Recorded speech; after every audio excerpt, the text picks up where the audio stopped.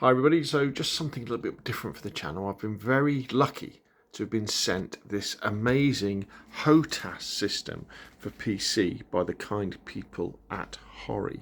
So this is a hands-on throttle and stick system for PC for using with, well, flight simulators, War Thunder famously, because that's who they've teamed up with for this particular setup, Microsoft Flight Simulator, Battle of Stalingrad IL-2, Cliffs of Dover IL-2, all that sort of thing, and numerous military flyers as well, and military simulators. And as you can see, it is packed full of buttons. Now, before I kind of go into any of the technical videos which I'll be bringing to the channel, I just wanted to do a kind of a first look to take you in to kind of look at what you're getting. Now, this isn't a cheap device. You're looking at north of £400, $400 to pick this up. And I will be doing it like a comparison with the cheaper Hotas system that I've got at the moment.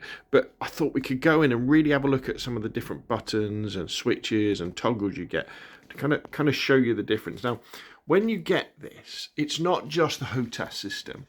So obviously you get the stick and you get the throttle. But you also get these two brackets here. And the idea of these brackets is obviously you can attach them to your desk, but because they're fully adjustable in terms of height, you can change the layout depending on the type of aeroplane you're trying to simulate. So maybe if it was a fighter, you could have the stick in the middle. Maybe if it's a fly-by-wire, you could have the stick to one side and you can change the position of the throttle, that sort of stuff. So very, very cool. I haven't got enough room to set that up, so I'm going to be having mine on my desk in front of my PC. So let's have a look at the stick first. So they use Hall effect sensors, which is good for accuracy and for durability.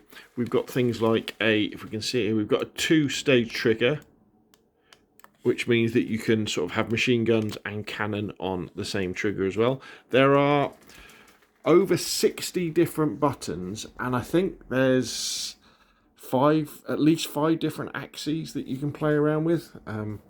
We've got like a hat button there, we've got another one there, we've got another one there, we've got the main trigger at the front, there's another trigger there, there's another trigger there as well.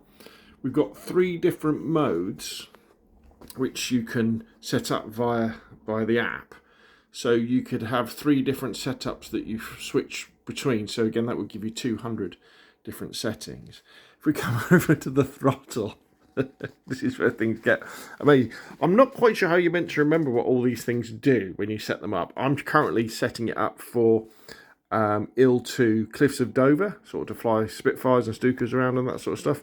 But you've got all these switches, I guess, you know, for your landing gear and your flaps. I'm not quite sure what you would, but they can just angles of stuff with there. We've got more direction switches here, and there is an analog one on the top as well, so that's probably one that I'm going to use to change camera direction for kind of looking around the cockpit. And if we come around to the front, you kind of see you've got rudders there as well, or you can do it so that the throttle would twist as well. I'm not a big fan of that, so I'll be putting my rudders onto here.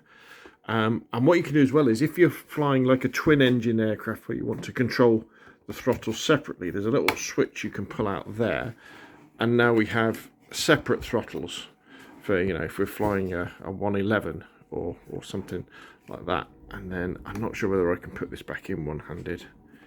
Let's see if I can have a go, because you have to kind of line them up to do it. Has that gone back in? No, I'll put them back in when I finish the video, because I really need 2 hands to do that. Got another couple of buttons here.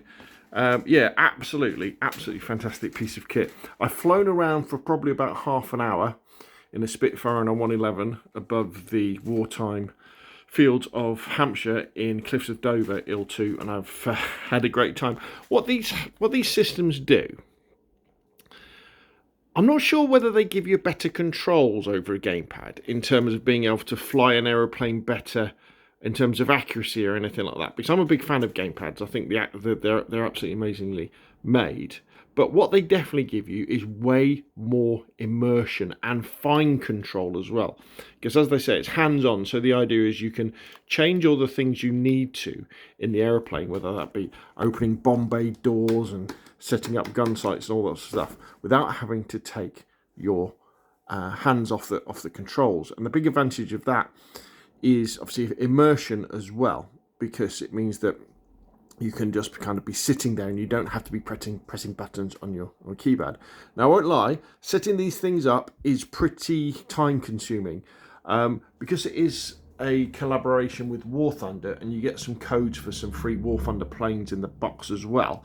If you go into War Thunder, it's kind of set up for that. But I don't really play much War Thunder. I'm really into IL-2 and Flight Simulator. So with those particular programs, you've got to sit there, for half an hour, and you've got to set up all the bindings and make sure they're to the way that you want it. But so far, I've been very, very impressed indeed. So anyway, here we go. So this is the Hori Flight Hotas, so hands-on throttle and stick with mounting bracket for Windows PC machines.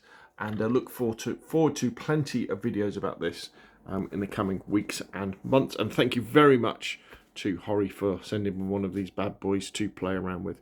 That's enough from me. If you found the video useful, hit like. If you want to see more of the same, press subscribe. And of course, I'll see you again soon.